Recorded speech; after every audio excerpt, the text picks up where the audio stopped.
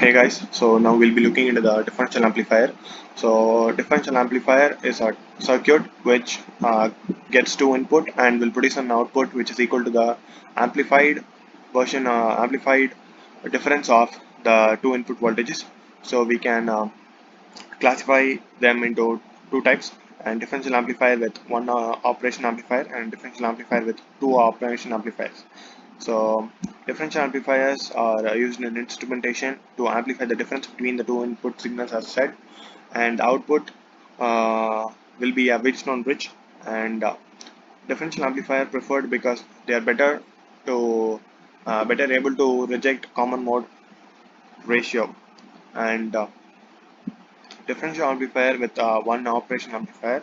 So this is a circuit, and we are having two input voltages, and we are providing two voltages V1 and V2 through each input, and we are connecting negative feedback for this differential amplifier. Then we have uh, a feedback resistance connected to the non-inverting terminal, and it is connected to ground. And so as we are having two inputs, superposition theorem can be used to find the output voltage here, and V1 is the output voltage when V1 acting, V2 will be equal to 0, and V02 is output voltage when V2 is acting and V1 is equal to 0. So using superposition theorem, we use in first case we'll be having V1 acting and V2 will be 0.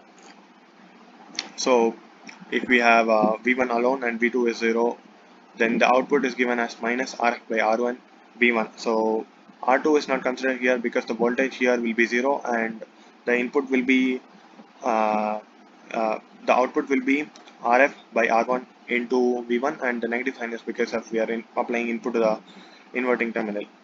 And and in case 2 we have V2 acting and V1 to be 0. So in that case we'll be getting VB, which is the voltage at this point, will be equal to Rf by R2 plus Rf into V2. So then we have the current is equal to VA by R1 is equal to VB by R1. So which says the current through both the voltages is same, and I is equal to V02 minus VA by RF, which is equal to V02 minus VB by RF, which we know is equal from this equation 3, and equating these both equations will be getting V0 is equal to 1 plus RF by R1 into VB, and VB is the voltage at the point of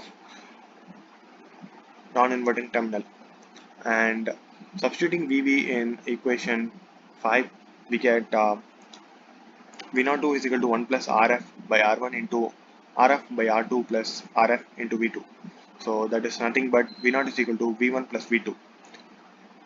So V0, so here V0 is equal to V0 plus V02, and V02 we got it as V02 is equal to 1 plus RF by R1 into RF by R2 plus RF into V2, and we got uh, V0 as minus Rf by R1 into V1 for voltage 1, and which is V01, and the second V02 is given as 1 plus Rf. As we know, we'll be substituting this here over here.